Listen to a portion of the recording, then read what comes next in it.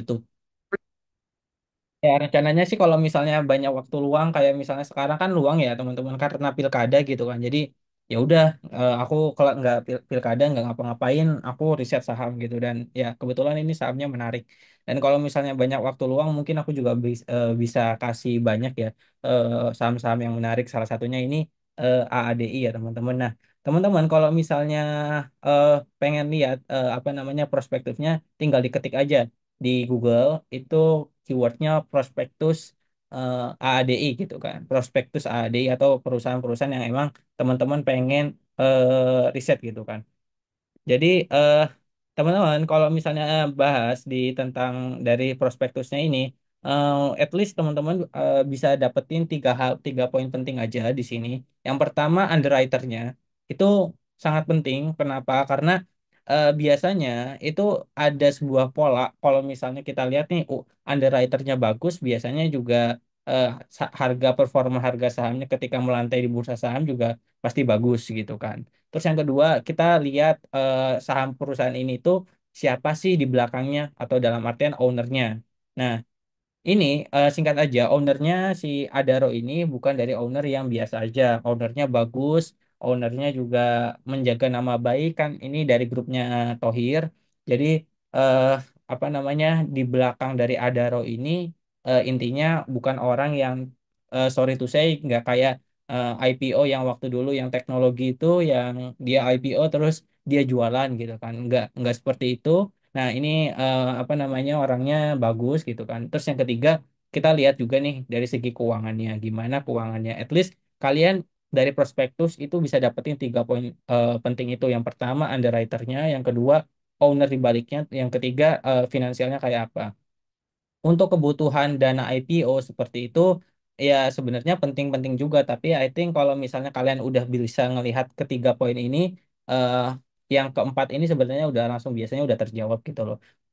Kalau misalnya kayak misalnya nih, saya katakan ownernya jelek kayak misalnya perusahaan teknologi yang dulu gitu kan. Yang nggak tahu kalau sekarang kan katanya mau ini ya mau collab sama si Nvidia dan aku nggak tahu kalau kayak gitu. Tapi terlepas dari itu kalau owner jualan pasti jelek. Kenapa? Karena ya yang bisa menggerek suatu saham bisa naik itu owner, bisa ngebuat saham itu turun itu juga owner. Jadi kayak misalnya kalian tahu lah kayak misalnya saham Pani, saham Brand, saham Cuan itu kan kenapa kok bisa naik ya salah satunya karena ownernya juga. Oke, ini gak bakal bahas lebih dalam. Intinya aku cuma pengen encourage kalian kalau misalnya ada IPO kayak gitu-gitu, coba kalian biasain baca prospektusnya dan kalian cari informasi seperti itu. Dan maaf buat teman-teman yang udah jago di sini banyak di sini teman-teman saya yang udah jago tapi anggap kalian belum paham ya teman-teman. Oke, kita lanjut ke analisisnya. Jadi analisisnya itu bakal saya sampaikan di eh, Excel ya teman-teman. Karena ini catatan ya, ingat ya teman-teman ini catatan. Bukan saya pengen apa namanya eh, apa kayak share gitu ke kalian secara proper itu kelas itu namanya. Nanti kayak misalnya kemarin di project satu ini kan judul di apa namanya judul WA-nya project 2 ya teman-teman. Dan ini saya buat gratis yang ini. Oke, yang pertama, kita bakal lihat dulu nih dari segi keuangannya itu sendiri. Kenapa langsung keuangannya? Karena yang pertama, yang dari apa namanya, yang dari tiga poin sebelumnya, yang kayak misalnya underwriter sama owner, saya udah paham dan kalau misalnya dijelaskin, ini pasti bakal cukup makan waktu cukup lama gitu kan. Jadi singkat aja, perusahaan ini itu intinya ngapain sih perusahaannya itu ya perusahaan tambang di bidang batu bara. Nah, kalau teman-teman ini sorry banget buat teman-teman yang emang eh, baru pertama kali tentang saham ya. Jadi kenali dulu bisnisnya. Nah, teman-teman kalau misalnya pengen kenalin bisnis itu simpel aja teman-teman. Jadi teman-teman lihat aja nih revenue breakdown-nya kayak gimana. Kalau misalnya revenue breakdown-nya kayak gini, nah ini udah saya breakdown juga dari apa namanya laporan prospektusnya. Jadi breakdownnya itu revenue-nya itu didominasi sama si salesnya si batu bara gitu kan. Terus yang lainnya ini kecil, ini bisa dihirauin aja kalau kecil karena ya sebenarnya buat apa fokus ke hal yang kecil tapi lihat aja yang gedenya gitu kan. Nah ini apa namanya revenue-nya itu didominasi oleh batu bara. Jadi singkatnya perusahaan ini adalah AADI itu adalah perusahaan yang bergerak di bidang pertambangan khususnya di batu bara. Ah, intinya seperti itu ya teman-teman. Nah, kalau misalnya ini teman-teman apa namanya aku ini sebenarnya ada di prospektus terus tinggal salin aja ke Excel. Jadi di sini apa namanya eh, aku sendiri nge-breakdown beberapa hal dan teman-teman kalau yang warna biru ini biaya usaha sama teks itu nggak didetailkan di dalam laporan keuangan di laporan keuangan di dalam prospektusnya tapi aku ini aja sih kayak anggapan bahwa kalau misalnya laba brutonya sekian laba sebelum pajaknya sekian berarti biaya usahanya selisih antara laba sebelum pajak sama eh, laba bruto gitu. Nah ini kan emang nggak ada ya di laporan nggak tahu nggak ada tapi saya nggak begitu dalaminnya karena saya bisa cuma ambil dari ringkasan prospektusnya aja. Karena kenapa saya cuma ambil ringkasan prospektusnya? Karena perusahaannya udah jelas gitu loh. Kita nggak perlu menelusuri kayak gimana. Soalnya kalau kalian udah tahu Adaro ini anaknya gitu kan. Terus anaknya juga ini perusahaan bagus gitu. Jadi nggak perlu terlalu dalam aja. Jadi yang biaya usaha sama teks ini cuma perkiraannya aja. eh, nah, kurang lebih seperti ini teman-teman. Jadi dari tahun 2021 sampai tahun 2023 ini jangan dulu dilihat tahun 2024-nya. Pendapatan usahanya itu sangat fluktuatif. Waktu dulu ini 3 juta cuma 3,8 juta ini dalam dolar. Jadi 3,8 juta dolar gitu kan. Ya ini dikali juga dikali ribuan berarti 3,8 miliar maksudnya USD penjualannya terus di tahun 2022 ikut naik sampai 7,7 miliar lalu tahun 2023 turun ke 5,9. Nah, apa namanya ini tuh sangat ini ya apa namanya sangat fluktuatif hal ini karena apa sih nah karena ini batu bara ya teman-teman call salesnya jadi yang perlu diperhatikan itu adalah batu baranya itu sendiri teman-teman jadi di sini kalian bisa searching aja di apa namanya di Google ketik aja trading ekonomik atau apa gitu ya bebas call apa namanya Newcastle call price gitu kan nah kalian bisa dapetin tuh apa namanya harga batu baranya. Nah, harga batu bara itu ini berlaku untuk semua perusahaan ya teman-teman, entah itu perusahaan ITMG, PTBA dan apa-apa pasti biasanya mengacu ke harga batu bara dunia gitu kan. Walaupun emang ada ASP tertentu gitu kan, tapi biasanya nggak begitu beda jauh dengan harga batu bara dunia. Nah ini kalau misalnya nih harga batu bara dunia sama aku hubungin ya teman-teman, aku lihat hubungin antara batu bara dunia sama pendapatan usahanya itu mirip teman-teman. Nah bisa dilihat di sini. Nah, ini itu adalah grafik dari perkembangan penjualan harga batu bara sama penjualan si AADI itu sendiri. Nah, kalau grafik yang ungu itu adalah harganya, kalau grafik yang biru itu apa namanya pendapatannya AADI. Ini mah kasaran aja teman-teman. Sebenarnya yang lebih tepat itu pakai ASP teman-teman. Ada namanya average selling product, tapi ini mah kita buat simpel aja karena ya apa namanya anggapannya ya kalau misalnya teman-teman pengen lebih rinci itu lebih bagus. Tapi anggapannya ini biar cepet lah ya, biar kita juga tahu gitu bisa narik kesimpulan yang lebih apa namanya decision making yang lebih cepat. Nah, caranya gimana ya? Caranya ya udah harga batu bara sama penjualan si AAD kita bandingin. Nah, kalian bisa lihat bahwa ketika tahun 2022 itu harga batu baranya itu naik signifikan, nah pendapatannya si AADI itu juga ikut naik signifikan, teman-teman. Nah, ini buktinya. Ini 7,7 miliar US dollar. Nah, ketika dia harganya turun, itu juga sama gitu kan. Nah, teman-teman, sekarang harga batu bara yang terbaru itu di harga 140-an. Which is, teman-teman, di batu bara, kalau misalnya harganya di atas 100-an, itu pasti menguntungkan bagi mereka. Kalau misalnya harga batu bara itu di bawah 100-an, itu biasanya labanya itu pasti seret, teman-teman. Nah, ini kebuktian di tahun 2021 harga batu bara itu emang ke blend ya teman-teman. Ada di bulan Januari waktu dulu itu harganya 85 USD per miliar ton batu baranya. Terus kalau misalnya di in the end of 2021 itu ke 170. Ini ke blend sebenarnya teman-teman. Jadi kalau misalnya pengen lihat performa eh, apa ya, pendapatan si batu bara pas harga di bawah 100, coba lihat di tahun 2020-nya. Nah, sayangnya ini AADI cuman ngasih dari tahun 2021-nya. Jadi yang bisa disajikan cuma tahun 2021 sampai tahun 2023. Nah, walaupun demikian, ini bisa aku katakan bahwa si AAD ini tuh bagus ya dalam apa namanya masalah pricingnya itu cukup bagus. Kenapa? Karena walaupun di tahun 2021 pernah ke angka 85 sampai ya di angka 85 ya mungkin pertengahannya ya antara 85 sama 170 harga batu baranya itu dia masih kasih pendapatan dan juga labanya cukup laba net income-nya itu masih cukup bagus ya di angka 829 juta ya karena ini dalam ribuan ya teman-teman jadi dikali 1.000 nanti. Nah, di tahun 2023 itu sekarang harga batu bara itu apa namanya cuma bertengger ya di atas 100 ya teman-teman.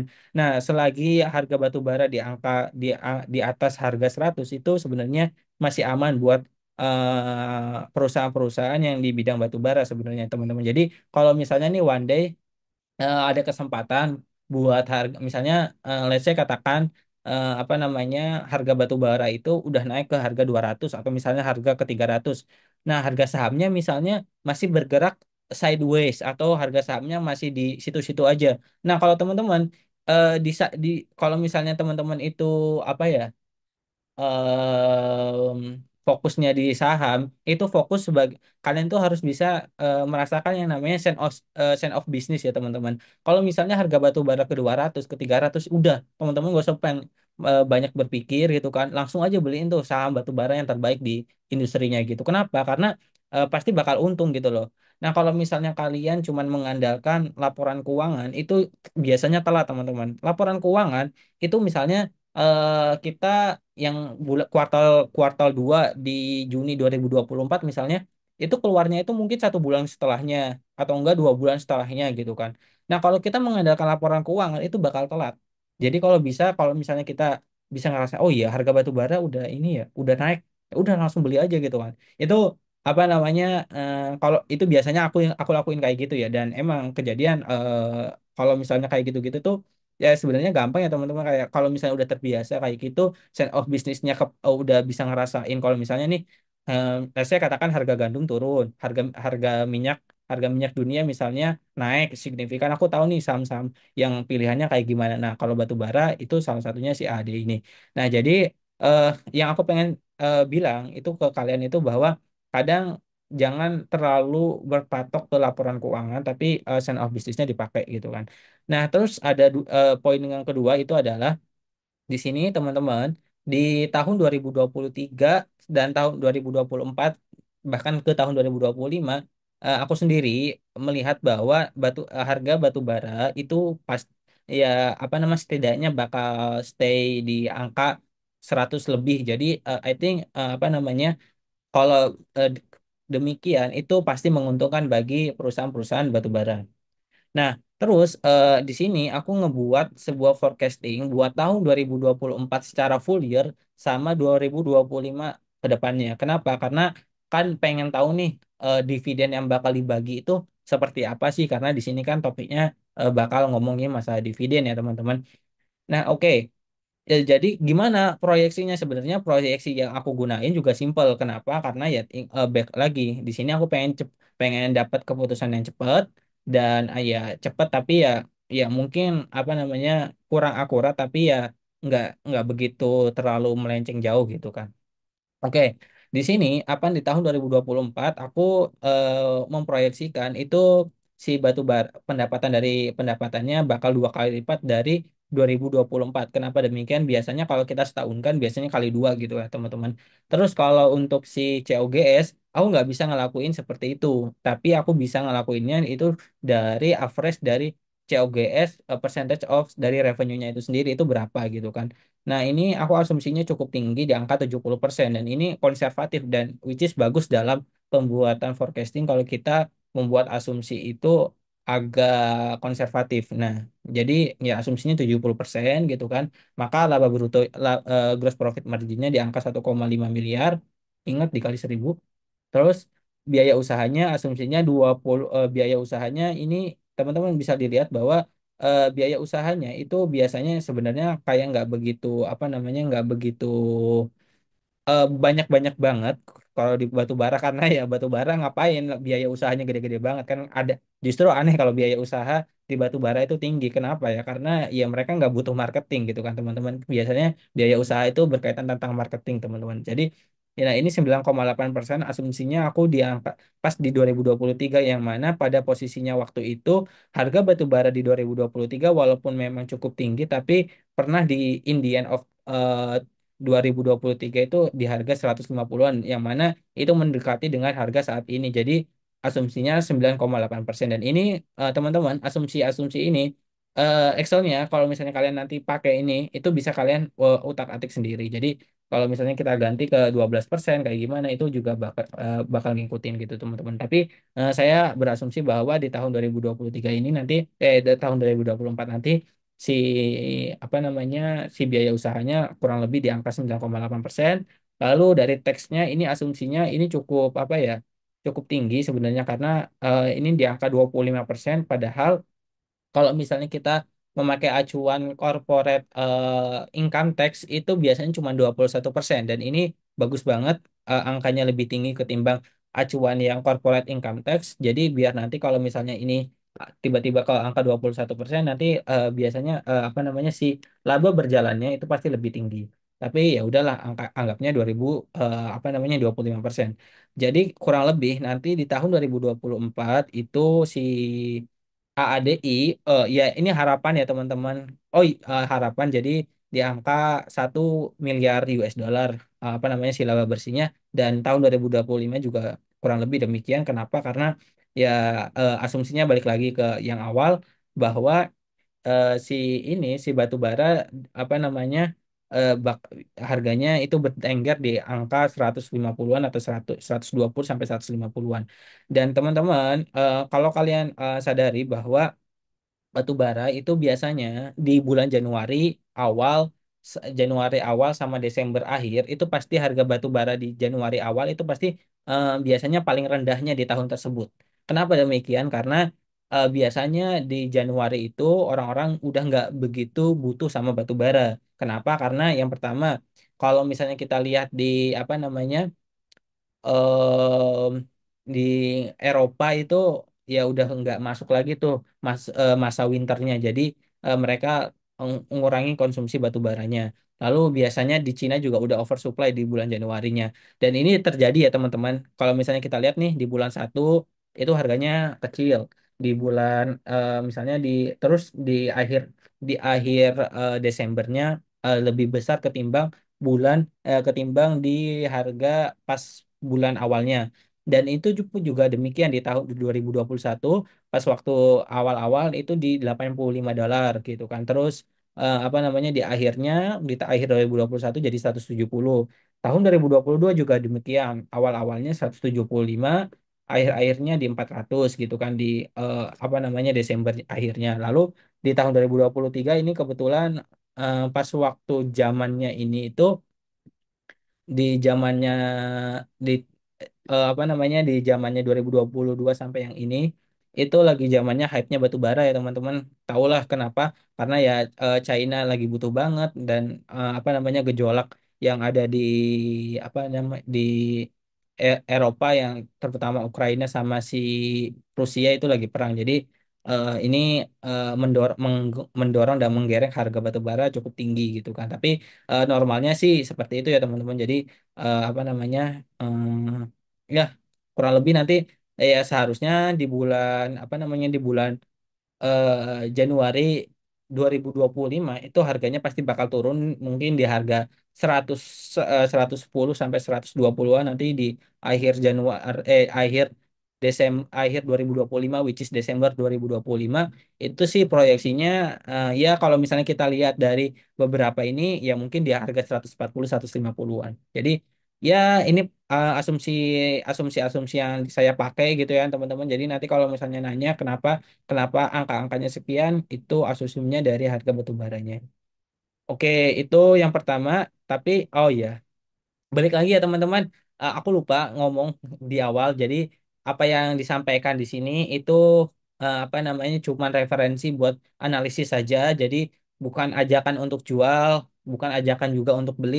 Itu kalau misalnya untung ya yang nanggung kalian, rugi juga yang nanggung kalian. Tapi ya I think this is one opportunity gitu ya. Cuman ya terserah ya kalau mau beli atau enggak.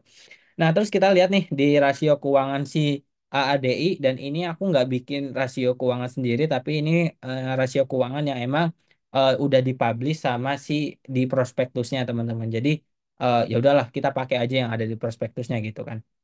Nah, terus kita lihat nih di sini ada current ratio. Current ratio itu kan rasio antara aset lancar sama dibagi sama kewajiban jangka pendek ya, teman-teman. Nah, intinya eh, kalau misalnya angkanya di atas satu, itu berarti perusahaan bisa yang membayar kewajiban jangka pendeknya melalui aset lancar yang dimilikinya. Jadi, ya perusahaan ya sangat kompatibel dalam membayarnya. Terus yang kedua, di sini sebenarnya cukup ini ya, cukup agak-agak ya tahun 2024, tapi ingat ini half ya teman-teman. H1 itu intinya itu berarti baru sampai Juni 2024, belum sampai full year-nya. Ya mungkin aja nanti di full year ini mungkin bisa angkanya lebih kecil atau enggak, tapi terlepas dari demikian apa namanya debt to equity ratio-nya ya cukup ya, agak kurang enak sebenarnya di tahun 2024 ini ya, soalnya di angka satu. Tapi terlepas dari itu ya apa namanya ya dari kalau misalnya kita lihat dari current ratio sama debt to asset ratio ini masih cukup mampu lah ya dalam dalam membayar utang-utangnya gitu kan. Nah, terus si dari ROE juga enak, ini bagus banget ya teman. ROE-nya di angka 2 digit. Berarti kalian kan ROE itu kan return on equity. Jadi kalau misalnya kita beli saham, kita punya kepemilikan di perusahaan si AADI ini, return yang bisa dihasilkan itu 25%-nya. Jadi ya itu berarti kalau misalnya let's say katakan 25% ya. Berarti katakan pengen balik modal berarti cuma butuh waktu 4 tahun. Misalnya ini kan per tahun ya teman-teman. Oke, kalau return on asetnya juga sama, jadi ya ini perusahaan bagus banget, sangat sangat profitable. Terus interest coverage ratio itu, jadi ini perbandingan antara earning before interest and tax dibagi sama interest kalau nggak salah ya, aku lupa. Tapi intinya, jadi si perusahaan ini kalau nilainya semakin tinggi itu semakin baik. Jadi perusahaan itu bisa membayar utangnya dari EBIT, dari laba operasionalnya gitu. Jadi sangat mampu lah. Dari net profit margin juga ini BTW ini dalam persen. Jadi net profit marginnya juga tebal. Jadi ini perusahaan sangat bagus simpulannya, memiliki kemampuan yang cukup dalam membayar kewajibannya, dan yang kedua perusahaan juga memiliki kemampuan sangat baik dalam menghasilkan returnnya. Nah, terus kita bahas ke topiknya ya teman-teman. Jadi pembahasan di topiknya itu adalah pembahasan masalah dividennya teman-teman. Dan ini saya mau beli saham ADI ini ya balik lagi ya teman-teman, disclaimer ya. Bukan ajakan untuk jual, bukan ajakan untuk beli ya teman-teman. Itu keputusannya ada di teman-teman. Tapi aku sendiri beli saham ADI itu salah satunya karena dividennya itu sangat menarik. Jadi gimana cara ngitungnya? Oke, jadi ini asumsi-asumsi yang dipakai. Total shares itu ini nggak bisa diubah, teman-teman. Jadi total share ya emang total saham yang emang udah beredar di lapangan ya, teman-teman. Jadi berapa total shares-nya ini bisa dilihat bahwa total share, bentar ya. Oke, saya oke. Total sales-nya itu ada ya ini berapa ya? Pokoknya sekian lah ya teman-teman. Ini bisa dikasih di prospektus soalnya saya juga nggak begitu jago-jago banget masalah ini 7 miliar atau 7 miliar ya teman-teman kalau kayaknya. Terus terus ini oh oke. Ini teman-teman, aku ambil artikelnya dari bisnis.com yang dia bilang bahwa tahun 2025 itu dia mau ngasih 45% dari laba bersih. Nah, oleh karena itu kita tuh harus tahu dulu nih kira-kira perkiraan aja nih laba bersih di tahun 2025 itu berapa sih? Nah, gitu. Nah, laba bersihnya itu kalau misalnya dari asumsi yang aku pakai itu adalah yang ini ya teman-teman. 1,07 yang ini, terus nanti dikali sama 1.000. Kenapa dikali 1.000? Karena ini dalam ribuan USD ya teman-teman. Nah, kalau dikali 1.000 itu hasilnya sekian. Nah, aku nggak begitu tahu ini berapa, ini 1 miliar atau berapa ya ini. Ya, ya 1 miliar ya, 1 miliar ya teman-teman. Ini 1 miliar USD dolar gitu kan. USD dolar gitu kan. Nah, kalau DPR yang dijanjikan 45%, maka berapa ya teman-teman di sini? Berarti kan perkalian antara yang di atas dikali 45%. Nah, di hasilnya dapat nih 481 juta. Nah, ini kan dalam dolar ya teman-teman, dalam dolar. Nah, kita harus konversi dulu ke si rupiah gitu kan. Nah, rupiah ini aku asumsinya paling apa ya? Paling ini ya, paling konservatif ya teman-teman. Ini 15.500. Kalau misalnya ke 16.000 ya mudah-mudahan sih enggak ya. Soalnya kalau 16.000 saham saya yang satunya lagi itu agak dirugikan sebetulnya. Kalau misalnya rupiahnya ini apa eh menguat rupiahnya melemah gitu kan. Nah, ini asumsinya itu konservatif di angka 15.500 padahal kalau sekarang kan rupiah 15.800. Nah, maka hasil yang dari laba bersih dolar dalam bentuk dolar tersebut kita apa namanya ubah jadi laba bersih dalam bentuk rupiah itu kurang lebih ada di 7,4 triliun, teman-teman. Nah, kita beli di harga IPO dong. Aku sendiri mau beli di harga IPO. Kalau misalnya nanti di hari pertama arah gitu kan, terus arah-arah lagi gitu kan, terus nanti dapat harga di harga berapa, misalnya di harga 12.000, 13.000, ya saya sendiri gak bakal beli di harga segitu. Tapi asumsinya aku bakal beli cuma di harga 5.900 gitu, teman-teman. Kecuali mungkin nanti di nge-average up mungkin, eh, ya ya itu strategi masing-masing lah ya mau kayak gimana gitu kan tapi ya harga IPO-nya 5.900 kan maka total dividen per saham itu bisa didapetin dari mana, didapetin dari laba bersih dalam bentuk rupiah dibagi sama total shares yang ada. Nah, jadinya berapa? Jadinya laba bersih per saham apa namanya dividen per sahamnya itu sekitar di angka 959. Dividen yieldnya, nah dividen yield itu didapetin dari mana? Dari apa namanya total dividen apa namanya si apa eh, per sahamnya itu apa namanya dividen per sahamnya itu dibagi sama kita beli harga saham tersebut. Nah, di yieldnya 16%. Nah, yield 16% itu, waduh, itu aku sendiri kayak, anjir, 16% nggak ngapa-ngapain gitu kan. Ya enak lah, nggak usah mikir ngapa-apa gitu kan. Harganya 5.900 gitu kan. Ngapain aku harus ini ya. Ya pokoknya ya beli aja lah 16% murah gitu kan. Nggak ada risiko, udah pasti dikasih 16%. Ya nggak tahu ya teman-teman nanti tiba-tiba mungkin aja si ADI tiba-tiba nggak jadi. Ini risikonya ya teman-teman, risikonya si ADI, risiko ADI dividen dividen.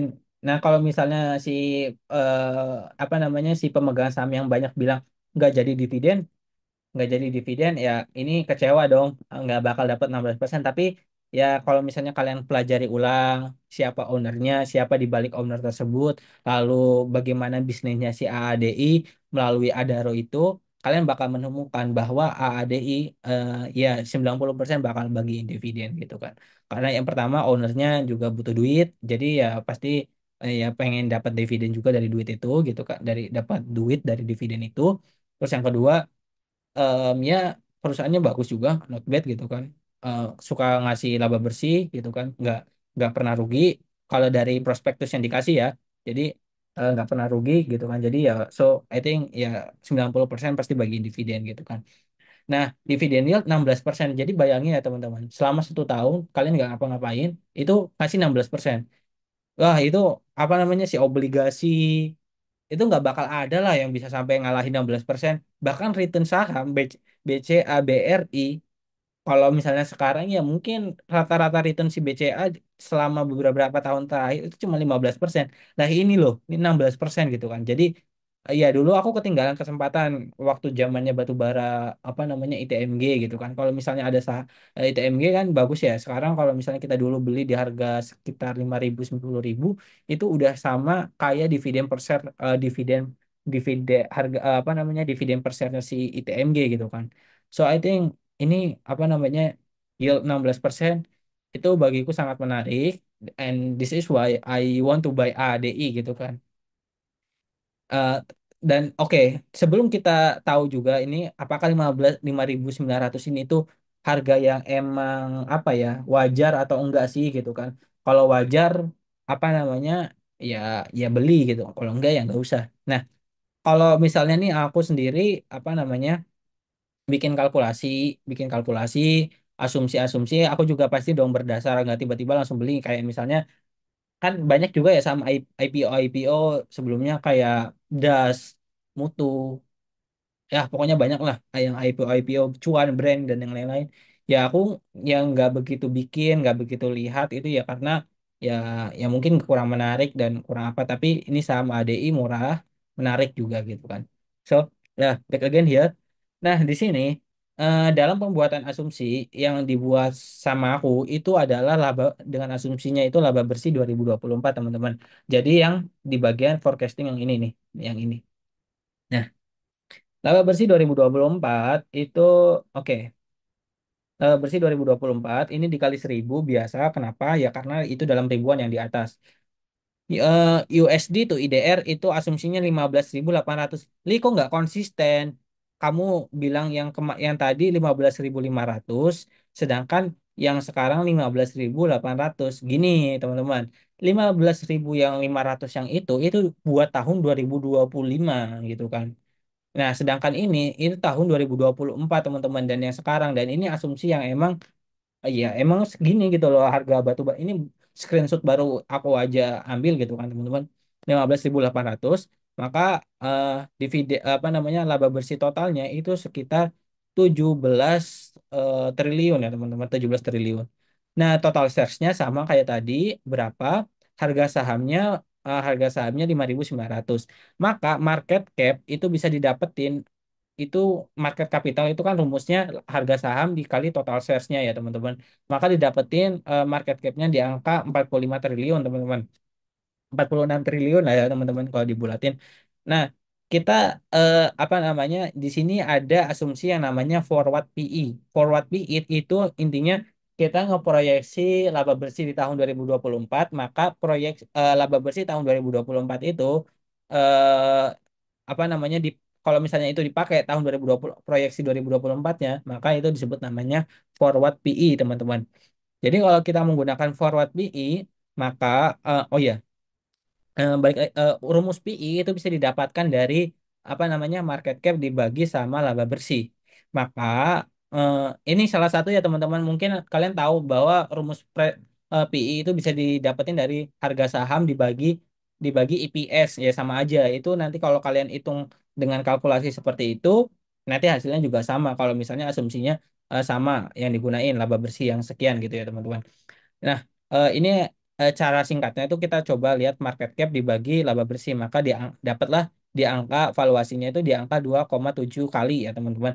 Nah, kalau misalnya kita menggunakan valuasi TTM, ini teman-teman kalau misalnya banyak istilah-istilah yang teman-teman belum belum apa ya, belum familiar, coba teman-teman cari sendiri ya teman-teman, biar nanti juga kalian juga bisa ngerti hal-hal yang seperti itu. Bagi teman-teman yang karena di sini kebetulan ya teman-teman nggak semuanya jago jadi nggak semuanya begitu paham masalah keuangan jadi ya ini kita sama-sama belajar ya teman-teman jadi nanti buat teman-teman nah kalau si TTM itu kita asumsinya itu adalah kita menggunakan apa ya kita menggunakan laba bersih selama 4 kuartal sebelumnya jadi misalnya gini yang sudah terjadi ya ini teman-teman TTM ini yang sudah terjadi. Oke. TTM ini yang sudah terjadi misalnya gini. Yang sudah terjadi itu kan kalau misalnya kita itu kan kuartal 3, kuartal satu, kuartal 2, kuartal 1 sama kuartal 4. 2000 ini 2023, ini ini 2024, ini 2024. Jadi teman-teman, kalau si TTM itu kita itu ngambil 4 kuartal yang sudah terjadi sebelumnya. Jadi misalnya, oke, kita ambilnya ya udah kita ambil dengan data yang sudah ada pada waktu itu. Nah, tapi sayangnya eh, kalau misalnya saya sih ya sebagai ya beda-beda ya setiap orang ya. Kalau menurut saya, kalau misalnya menggunakan TTM itu sebenarnya kurang tepat. Kenapa? Karena harga batu bara di tahun 2023 pas kuartal keempat itu apa namanya angkanya tinggi banget harga batu baranya. Jadi nanti si laba bersihnya itu pasti tinggi dan itu ngebuat harga apa namanya ngebuat si PI-nya bakal kelihatan murah dan ya I think kalau misalnya kita asumsinya itu seperti itu kurang konservatif. Sedangkan kalau misalnya kita dalam membangun asumsi valuasi seperti itu kita harus bisa konservatif kan. Jadi back again seperti itu ya teman-teman.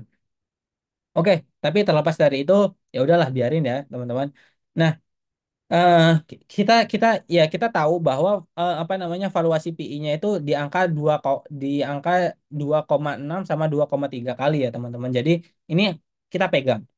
Nah, terus selanjutnya kita lihat eh, perbandingan perusahaan-perusahaan batu bara lainnya. Nah, di sini ada Bayan, ada oke aku gedein ya teman-teman. Kalau misalnya kalian nggak kelihatan ya coba pakai Stockbit teman-teman. Balik lagi ya teman-teman, aku nggak ngerekomendasiin Stockbit. Aku ya karena aku cuman megang pakai Stockbit dan merasa nyaman dengan Stockbit ya teman-teman. Jadi oh aduh ini banyak teman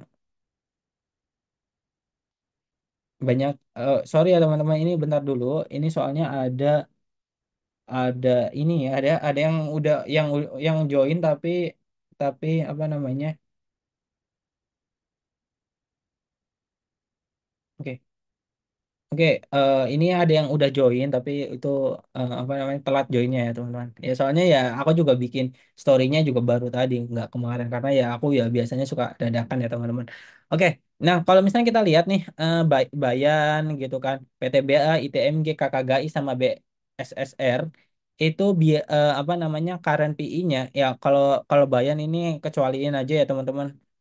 Itu PI-nya terlalu tinggi di angka 52 sama 45 tapi kita ambil perusahaan-perusahaan yang emang wajar-wajar aja kayak PTBA, ITMG, KKGI sama BSSR. Nah, itu si asumsinya ini apa namanya?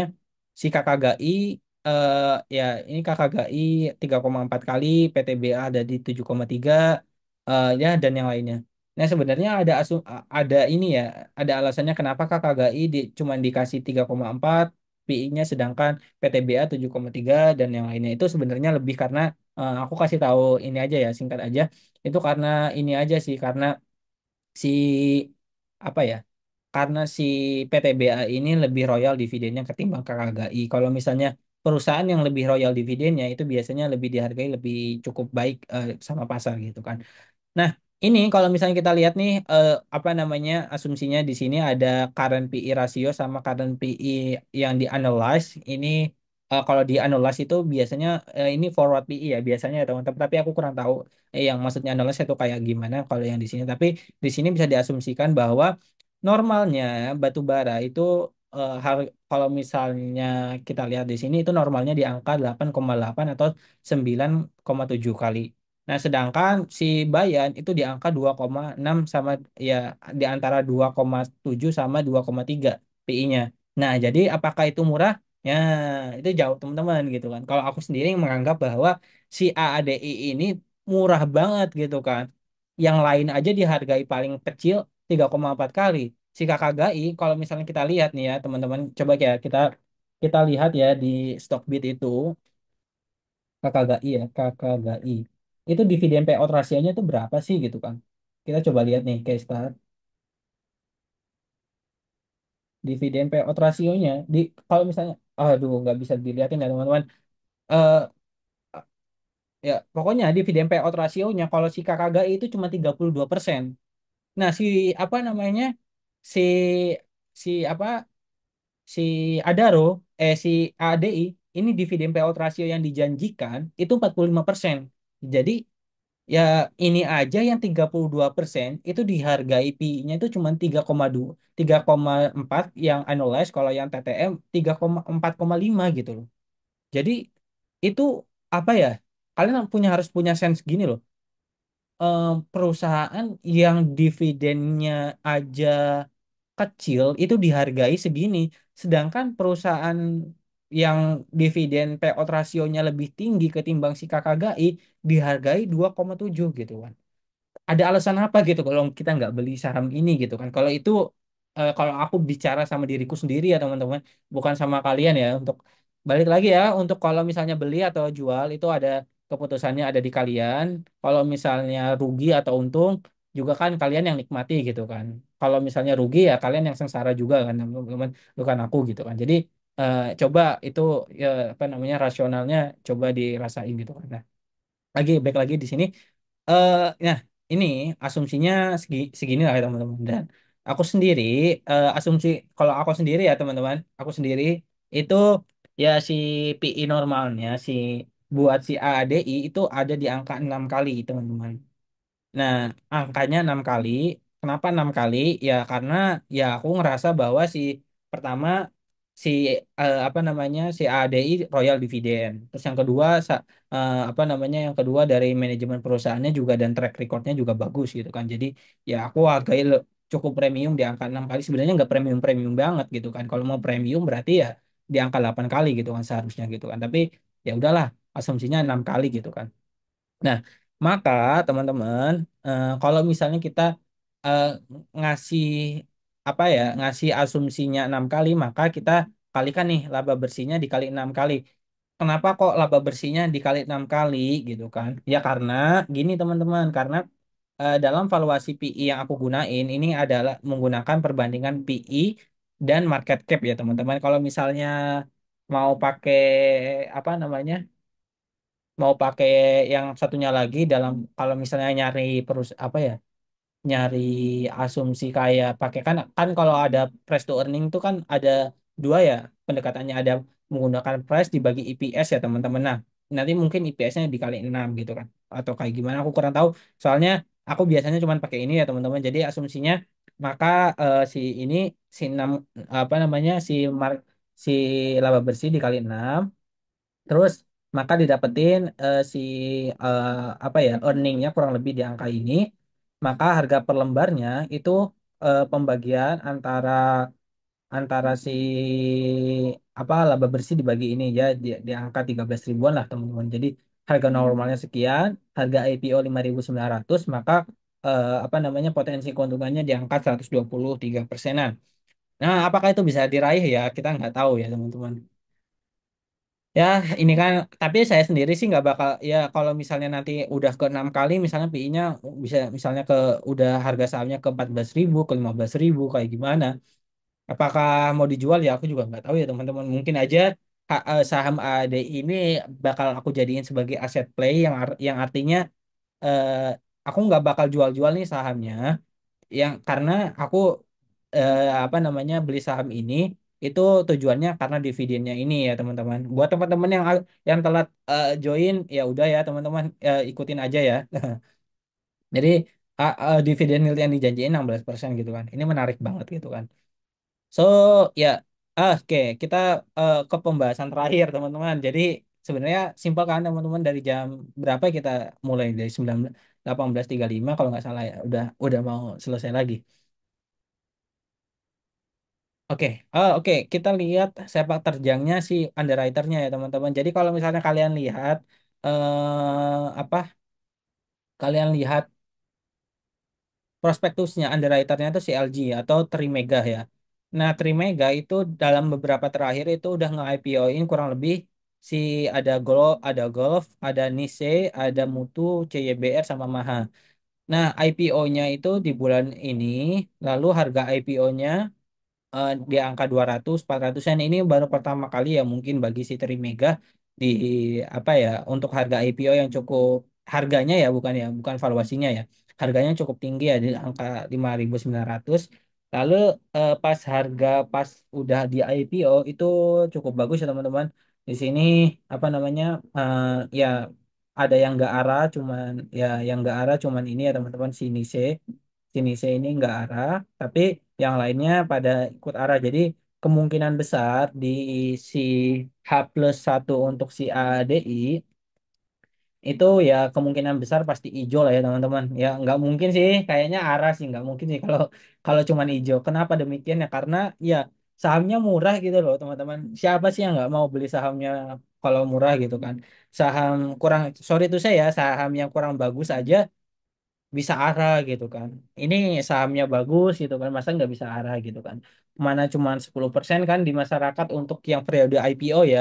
kalau yang nanti pas PUPS kan itu juga pas PUPS-nya juga agak lama kan prosesnya ya. I think dalam beberapa hari ke depan itu biasanya sih seharusnya arah terus ya teman-teman. Tapi ya back again teman-teman kalau misalnya nanti beli terus untung ya terserah kalian mau jual. Kalau aku sendiri kayaknya ya mau jadiin aset play aja gitu teman-teman. Terus kita lihat ya kalau overall performance sampai harga kemarin ini asumsinya sampai ini ya teman-teman sampai penutupan terbaru lah.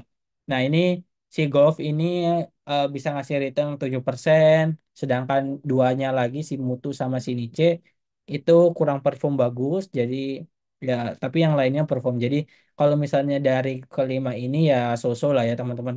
Secara jangka panjang apakah dia bakal hijau si ADI atau enggak ya aku juga kurang tahu. Tapi kelihatannya sih pastinya hijau ya teman-teman karena ya kalau misalnya kalian apa namanya pelajari lagi bisnisnya owner di baliknya itu ya pasti mereka pengen dapetin eh, untung ya teman-teman dan I think ya Indian ikut apa namanya ikut good gitu loh for long term juga gitu so ya mungkin itu aja sih teman-teman yang disampaikan jadi apa namanya kalau aku simpulin apa namanya di tahun 2024 sama tahun 2025 apa namanya si AAD ini itu bisa mendapatkan apa namanya mendapatkan return yang cukup bagus dan ya bisa kasih laba bersih juga dengan asumsi harga batu bara itu apa namanya bisa di atas 100 ya teman-teman. Kalau misalnya di bawah 100 ya mungkin bisa consider untuk jual atau gimana. Nah, ini beberapa asumsi yang dipakai dalam pembuatan forecasting 2024 sampai tahun 2025. Lalu dari rasio keuangan ini simpulannya jadi dari segi kewajiban itu bisa dibayar cukup bagus gitu kan. Dari segi return yang bisa dihasilkan ya juga bagus banget sih ya ADI. Lalu dari dividennya ini salah satu alasan aku sendiri ya teman-teman untuk beli saham ADI karena dividen yield yang dijanjikan itu cukup menarik di angka 45% belum lagi dari si potensi keuntungan yang nanti after kita beli di hari pertama IPO. Lalu dari segi valuation kita menemukan bahwa si ADI ini apa ya salah harga. Para kompetitor yang ada di harga batu bara itu dihargai paling ya misalnya kita ambil yang paling cukup biasa aja yaitu KKGI dengan DPR cuma 30-an% itu dihargai cuma 3,4 kali si ADI cuma 2,6 kali berarti seenggaknya ADI ini kehitungnya murah banget dan potensinya apa namanya cukup tinggi gitu kan yang mana si ADI ngejanjiin 45% gitu kan. So ya itu kalau dari segi underwriternya juga demikian bagus gitu nggak ada ya ya underwriternya juga bukan underwriter yang abal-abal di sini dalam beberapa kali dia listing ya setidaknya apa namanya H+1 IPO dia hijau gitu. Nah, buat teman-teman, buat balik lagi kesimpulan di awal lagi itu kalau misalnya mau beli, mau jual itu ada di teman-teman. Tapi aku sendiri personal bakal beli gitu kan. Tapi kalau kalian ya tergantung kalian sendiri gitu. Oke, teman-teman gitu aja. Barangkali teman-teman ada yang pengen ditanyain, pengen diskusi, bisa on cam. Ya bebas lah ya, mau kalian on cam, mau apa namanya. Tanya lewat kolom komentar atau kayak gitu bebas lah.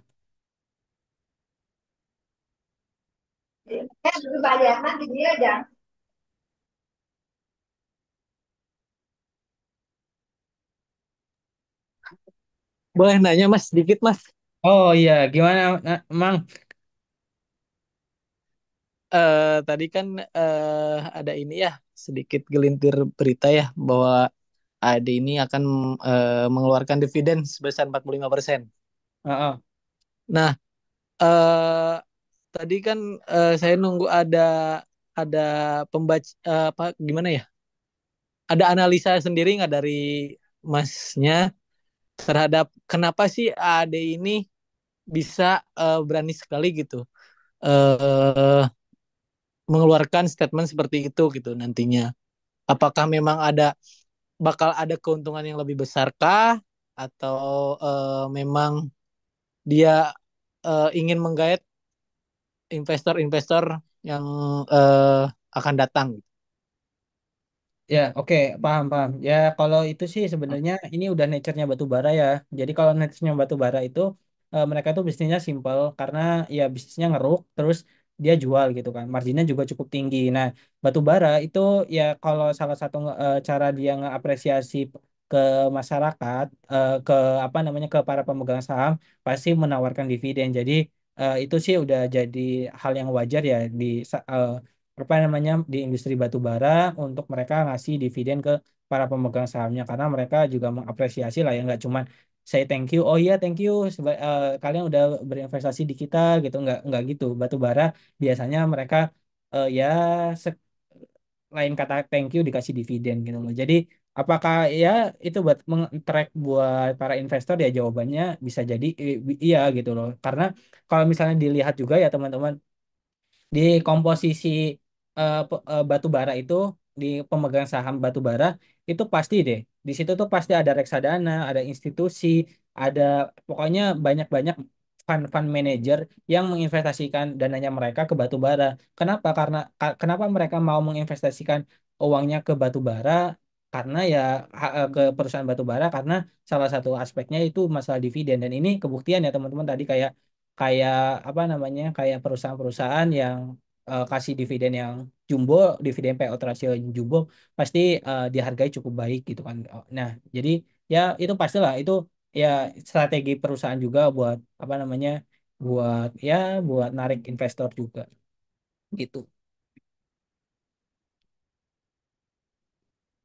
Oke, mungkin ada lagi kalau nggak ada ya mungkin ditutup ya teman-teman. Soalnya ya, pembahasannya juga cukup ringan aja gitu kan. Apakah beli ya? Jawabannya beli. Oke, apa kita lihat. Mau tanya Kak, kalau lihat di Public Express Adaro 2023, Adaro diproyeksikan kalau permintaan batu bara terma itu bakal turun sampai tahun 2023 kalau dan kita tahu kalau batu bara thermal ini kurang baik dari segi ESG itu bakal berpengaruh nggak ya menurut menurut di masa depan untuk ADI? Oke, jawabannya berpengaruh atau enggak ya? Jawabannya ya banyak ya yang ngomong kayak gitu ya berpengaruh atau enggak kayak misalnya karena kita mau ESG orang-orang pada ninggalin batu bara gitu kan tapi nyatanya enggak ya teman-teman enggak bakal gitu karena sejauh ini batu bara itu salah satu em, apa ya salah satu energi yang paling murah yang ada di dunia gitu kan. Jadi ya kalau misalnya ditinggalin 100% itu enggak gitu kan. Tapi ya ya apa namanya ya pasti bakal tetap dipakai aja gitu dan apakah itu bakal mengancam masa depan untuk AADI? I think enggak juga gitu loh karena kita ambil data ini ya teman-teman dari Excel yang udah ada gitu kan. Excel yang udah ada tadi kan dari beberapa tahun terakhir itu perusahaan masih bisa ngejual batu bara dengan iya ini volumenya jelek sih apa bukan volumenya jelek sih maksudnya akunya nggak masukin masalah volumenya di sini seharusnya kita masukin juga volumenya bagaimana untuk bisa ngelihat trennya tapi sejauh ini ya kita lihat dari pendapatan usahanya juga nggak begitu jelek-jelek banget bahkan baru di kuartal kedua di kuartal kedua tahun 2024 udah sampai 2,6 triliun. Nah, nanti kalau misalnya di kuartal keempat tahun 2024 itu pasti apa namanya nilainya pasti lebih tinggi gitu kan.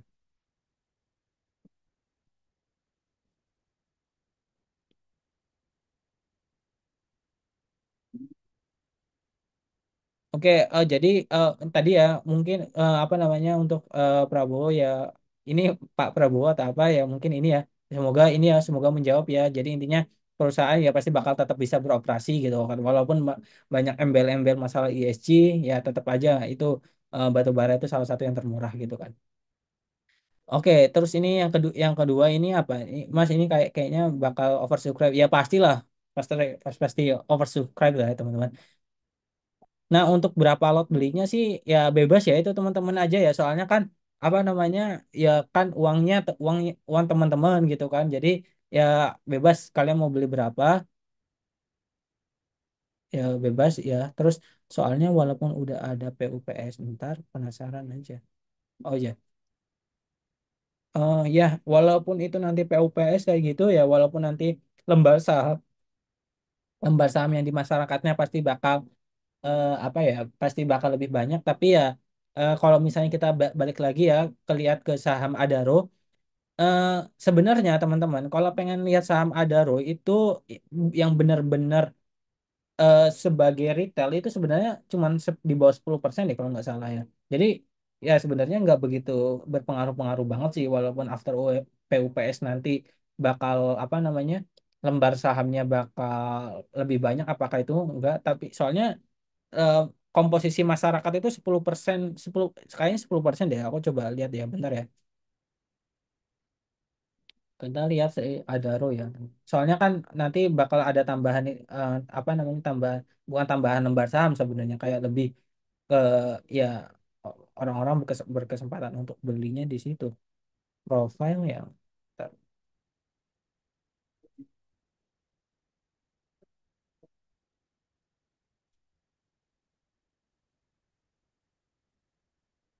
Oke. Oh iya, oh iya aku bisa screen ya. Teman-teman, kalau misalnya pengen tahu lembar saham yang dimiliki masyarakat, institusi kayak gimana, itu teman-teman bisa masuk ke Stockbit. Itu nanti di bagian local composition itu bisa dilihat nih berapa yang punya dana pensiun, individu berapa gitu kan. Jadi nanti bakal kelihat nih teman-teman ada berapa persen gitu kan. Yang foreign juga sama. Dan di sini lokal lokalnya 21% ya. 21% tapi yang lainnya kan ya ini dimiliki oleh fund-fund manager ya teman-teman. Jadi walaupun demikian I think bahkan ini asing buat individualnya sangat dikit 0,004%. Jadi ya sebenarnya after PUPS atau kayak gimana I think nggak begitu berpengaruh-pengaruh banget ya. Paling ya ada ya turun 10% udah naik beberapa kali gitu mungkin. Ya ya kita lihat nanti lah ya itu masalah apa namanya masalah di market itu beda lagi. Kak, setelah PUPS kan pemilikan masyarakat jadi tinggi 40. Kemudian apakah hal ini bakal menghambat jadi proyeksi pergerakan?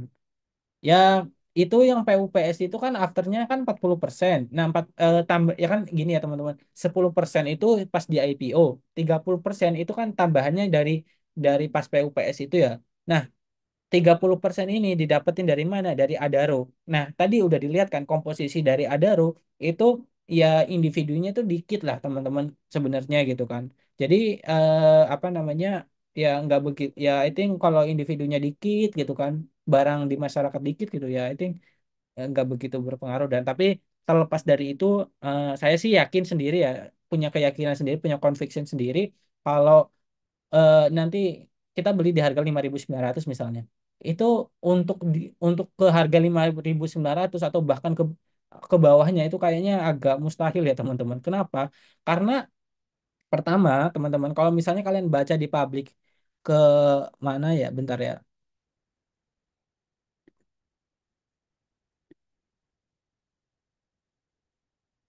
Oke, ini aku tunjukin ya teman-teman. Ini biar teman-teman juga mana ya? Bentar.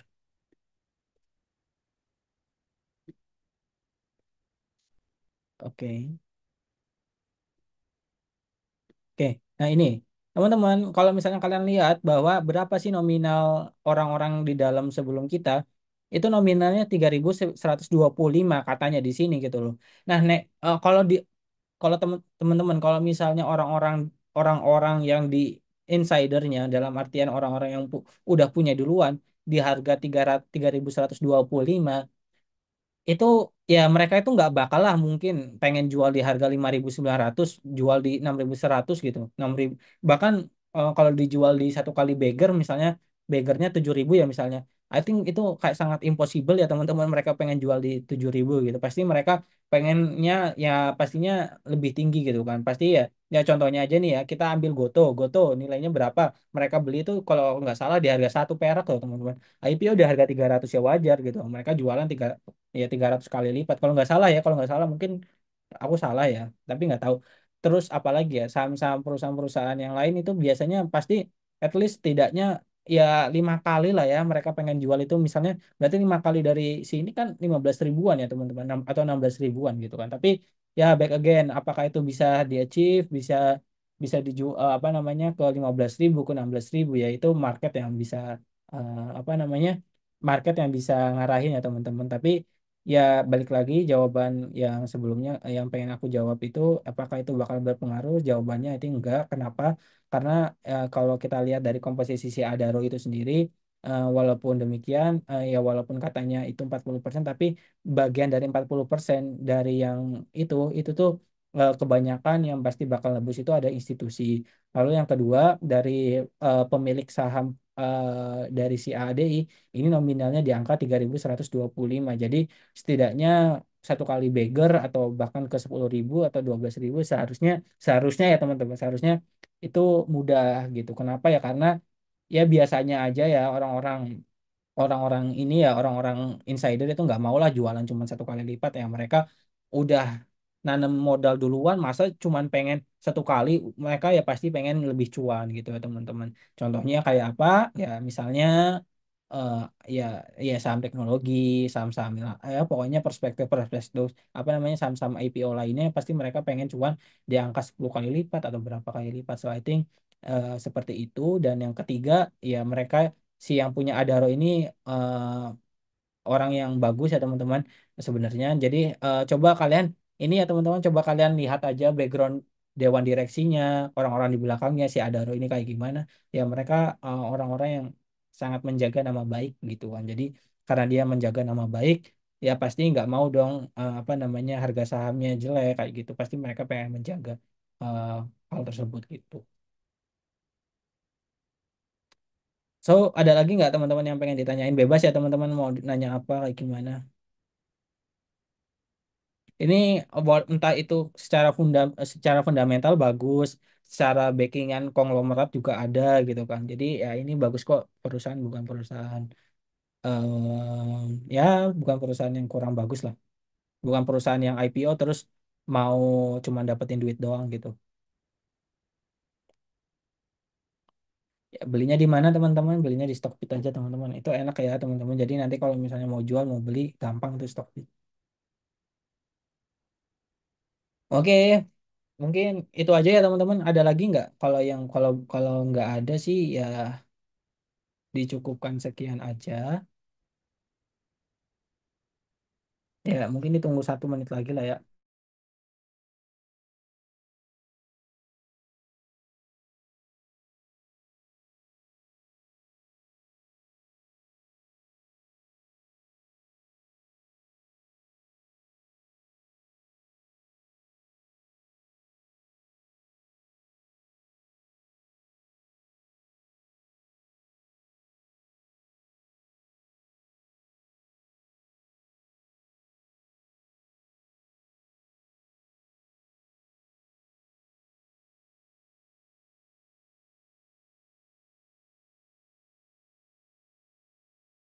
Oh iya, ini karena udah 1 menit ya teman-teman. Ya